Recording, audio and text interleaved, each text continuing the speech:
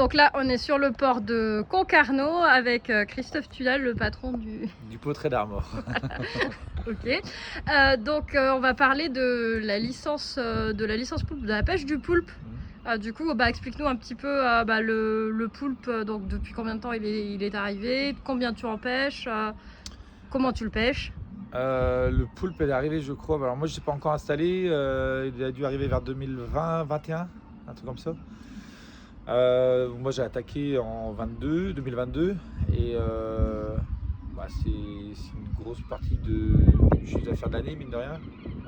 Ça représente combien à peu près en... Un bon tiers. Ouais, ok. Un gros tiers. Sur toute l'année ou réparti plutôt sur une période en particulier? Alors c'est surtout de août à décembre.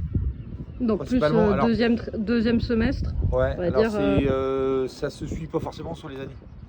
Mais et après le reste de l'année il y en a un petit peu, mais le peu qu'il y a tous les jours, et ça fait le petit plus quoi. Donc le poulpe, tu le pêches au casier. Au casier. Et toujours dans le secteur à toujours proximité. Pareil. Donc toi tu pêches dans quelle zone? Aux îles Glénan. Et après je le pêche aussi en bord de côte à la période hivernale quoi, quand je reste plus à l'abri. Tu as constaté qu'il y en avait beaucoup au niveau de la population? C'est pas difficile à pêcher en fait. Oui, non. De toute façon, on les met dans les. Moi, je les pêche dans mes secteurs à homards, à crustacés.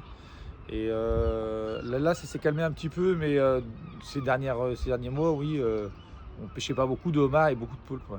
Est-ce que tu vois un impact là-dessus que le poulpe a un effet de prédation sur les autres crustacés, notamment les homards? C'est indéniable. Ouais. Et que du coup, en fait, si on laisse le poulpe trop se développer, on pourrait arriver peut-être à avoir beaucoup moins de homards, voire plus du tout. Ça c'est indéniable déjà sur les coquillages, ça se voit. Alors moi je le fais pas, mais on le constate de toute façon parce que quand on pêche dans les pots, les poulpes, on voit bien qu'il y a des juvéniles de coquillages. Ils ramènent en fait leur alimentation directement dans le casier. Des petits juvéniles de Saint-Jacques ou autres, Vernis, Prère, machin. Et puis voilà. Et donc toi, tu penses que la pêche du poulpe est plutôt une bonne chose, aussi bien en termes de chiffre d'affaires que d'impact sur les autres espèces en fait, puisque du coup on réduit l'impact sur les autres espèces et ça permet de diversifier votre activité. Complètement, comme je disais, c'est un gros du chiffre d'affaires de l'année. Après on peut pas s'en passer tant qu'il est là, mais ça a deux côtés parce que autant ça détruit ce qu'on pêche. Mais si on nous interdit de le pêcher pendant une certaine période de l'année aussi, ça a un impact sur votre chiffre d'affaires. Et aussi sur les espèces qui continuent à manger, puisque forcément ils se nourrissent des autres espèces que vous pêchez. Ça arrive tous les jours dans les casiers.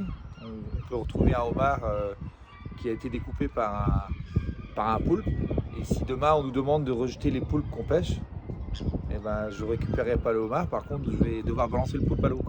Donc c'est double perte en fait. Voilà. Ok, voilà. Merci beaucoup.